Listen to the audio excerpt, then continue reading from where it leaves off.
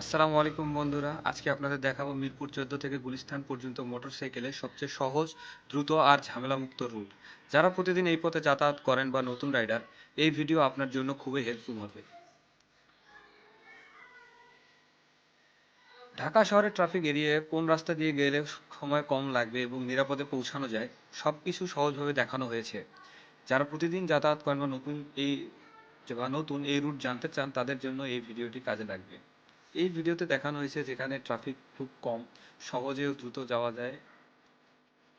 রাস্তার বিভিন্ন স্পটগুলো, গুরুত্বপূর্ণ স্পটগুলো দেখানো হয়েছে। এখানে আমরা মিরপুর ১০ ইউজ করতে পারতাম, আমরা এখানে জাহাঙ্গীর গেট দিয়ে সরাসরি চলে আসছি। বিজয় সরণি হয়ে আপনার পল্টন, কাকরাইল থেকে পল্টনে চলে গেছি। ভিডিওটা দেখলে আপনি স্পষ্ট সবকিছু বুঝতে পারবেন। তো বন্ধুরা, এটাই ছিল মিরপুর ১৪ থেকে গুলিস্তান যাওয়া পর্যন্ত মোটরসাইকেলে সহজতম রুট। আশা করি ভিডিওটা আপনাদের কাজে লাগবে। যদি ভিডিওটা ভালো লাগে তাহলে লাইক দিন, শেয়ার করুন আর অবশ্যই সাবস্ক্রাইব করে পাশে থাকবেন। নতুন নতুন রুট বা মোটরসাইকেল টিপস নিয়ে আবার দেখা হবে পরের ভিডিওতে। ততক্ষণ ভালো থাকুন, নিরাপদে চালান। আল্লাহ হাফেজ। আসসালামু আলাইকুম।